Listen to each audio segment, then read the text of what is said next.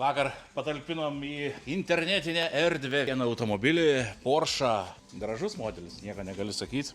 Eisim, padėsim kainą, kad visi atėję pas mus matytumėt ir aš jums biškį papasakosiu apie šitą modelį. 2019 metų, 3 litrų, benzinas su 250 kW. Taip jisai buvo parvežtas iš Jungtinių Amerikos valstijų. Kas liečia, žinokit, daužimą, tai sakyčiau pasakiškas. Čia, matysit, nuotraukose, vinkodai sudėti, kažkoks įlenkimas užkritę, dar kažkas buvo, iš esmės, galima sakyti, ganėtinai sveikas. Šito automobilio istorija tokia, klientas prieš beveik metus laiko jį iš mūsų nusipirko, bet šitas klientas, žinokit, yra nepaprastas, jisai perka iš mūsų jau 4. ar 5. automobilį, metai laiko ir keičia. Bet gal ir teisingas požiūris, nereikia prie mašinų prisirišti.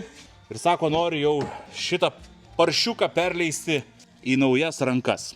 Prižiūrėjęs jisai į Porsche, ganėtinai tokios neblogos komplektacijos, žibintai nice, distronikas yra, aklos kamerytės taip pat pas jį yra, panoraminis stoglangis, 3 kameros, pilnai elektrinės sėdynės, su atmintim tiek pas vairuotoją, tiek pas keleivį, šviesų salonas su juodom lubom, kombinuotas. 2019 metų uždėjo žieminės naujas Continental padangas, bagažinę su elektriniu liftu, tai jau čia faktas, kad kitaip ir būti negali.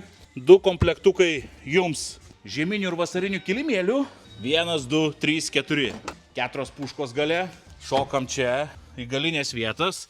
Ganėtinai paprastai, kažkokių tai stebuklų tikrai nėra, matau ir klimos nėra.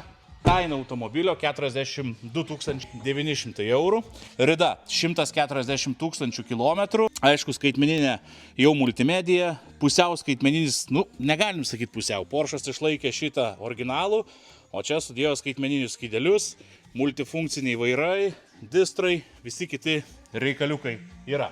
Aklo zonas taip pat yra, aišku, kam reikės, atvarykit, autoskala, lauksim jūsų, Rimkų gatvė 37, Klaipėda.